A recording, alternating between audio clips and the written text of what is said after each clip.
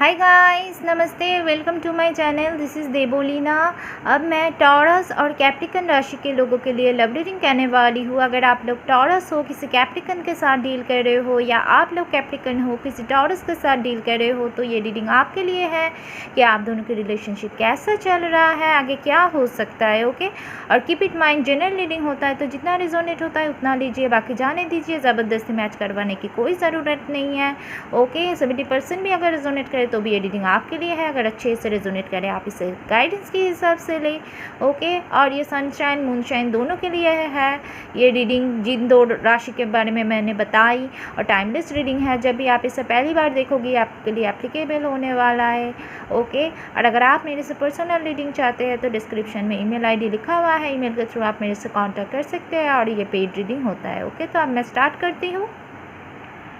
हमारे पास है 9 ऑफ सोर्स रिवर्स में, the emperor, 7 of swords, the tower, 5 of wands, justice, 3 of wands, the high priestess. Oracle में sir reach out for giving and learning, passion, the thinking man. Okay, तो पहले जो दिख रही हूँ मैं, आप दोनों के बीच में बहुत ज़्यादा लड़ाई झगड़ा, फाइट, कन्फ्लिक्ट हो चुका है, मिसअंडरस्टैंडिंग। इस वजह से द टावर डेफिनेटली एक बुरे किस्म का झगड़ा हो चुका है और एंडिंग हो चुका है एक साइकिल का, मतलब आप दोनों के बीच में एक ब्रेकअप हो चुका है। ये एक लॉन्ग डिस्टेंस रिलेशनशिप हो सकता है। ओके, तो यहाँ पे आउटसाइडर का इन्फ्लुएंस भी हो सकता है, चाहे वो फैमिली हो, चाहे कुछ और हो।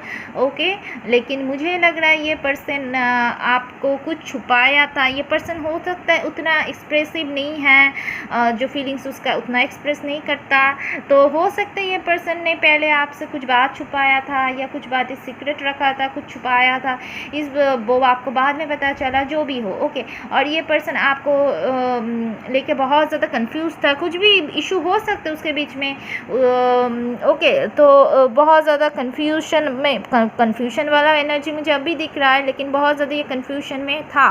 तो इन एंड आउट होता था आपके लाइफ में, कभी आता था, कभी जाता था, कभी ब्लॉक करता था, कभी अनब्लॉक करता था। आपको समझ में नहीं आता था ये एक्चुअली क्या कर रहा है। ओके, तो एक्चुअली ये चाहता क्या है, क्योंकि द हाई प्रीस्ट है, बहुत ज़्यादा मिस्टीरियस पर्सन है जो खुल के एक्सप्रेस भी नहीं कर रहा है। फिलहाल डेफिनेटली आप दोनों सेपरेशन में हो, मुझे लग रहा है ब्रेकअप हो चुका है, तो डेफिनेटली वो आपको इमोशनली अनअवेलेबल है ये पर्सन आपके लिए, तो डेफिनेटली एक्सप्रेस नहीं कर रहा है आपके लिए फीलिंग्स, खुल के नहीं बता रहा है, तो आपको समझ में नहीं आता ये पर्सन एक्चुअली चाहता क्या है। ओके, तो इन एंड आउट होता था आपके लाइफ में, तो आपको कोई कमिट नहीं कर पा रहा था क्योंकि वो भी खुद भी कंफ्यूज था। ओके, तो मुझे लग रहा है कि इस वजह से आपने बहुत बुरे दिन देखे, बहुत टेंशन लिए, बहुत स्ट्रेस में थे, बहुत रात में रोना धोना, रात में नींद ना आना, बहुत ज़्यादा हेडेक लेते थे। ओके, लेकिन मुझे लग रहा है कि आप लोग अब सेपरेशन में हो, लेकिन फिर भी ये पर्सन आपसे मूव ऑन नहीं हुआ है, क्योंकि मुझे लग रहा है वो पर्सन आपको मिस कर रहा है, द थिंकिंग मैन।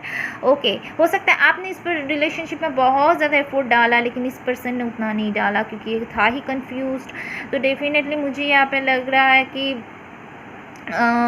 फ़िलहाल आप थक गए हो और आप मतलब साइलेंट हो गए हो पूरी तरह से। आपको लगता है कि ये पर्सन को अगर आना है तो आएगा, तो मैं और कुछ नहीं कर सकती, मैं और कुछ एफर्ट नहीं डाल सकती।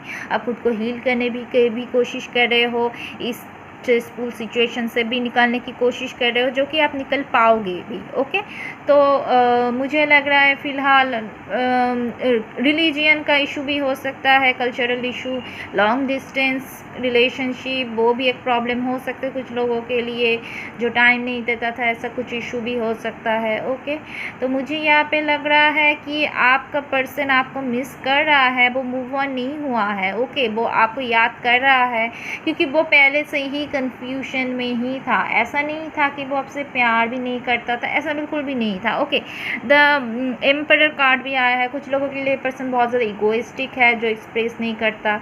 ओके, फ़िलहाल उसको लगने लगा है कि उसने गलती किया है, वो एक्सप्रेस नहीं कर रहा है, लेकिन आपको शायद वो बताया नहीं है, लेकिन वो कन्फ्यूजन में है और सोच रहा है आपके बारे में, इस सिचुएशन के बारे में। 3 ऑफ वांड्स, वो आना चाहता है, वो आपसे कांटेक्ट करना भी चाहता है, लेकिन अभी तक आया नहीं। हो सकता है वो सोच रहा है कैसे आपके पास आके अप्रोच करे, क्योंकि उसको पता है उसने आपके साथ सही नहीं किया है।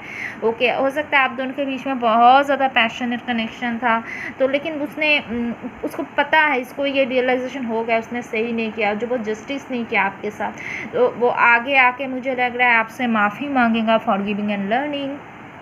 वो रीच आउट कर रहा है, तो वो आपसे कांटेक्ट करना चाहते हैं, और मुझे लग रहा है वो आपसे कांटेक्ट करेगा भी, कम्युनिकेशन आगे होगा भी आप दोनों के बीच में।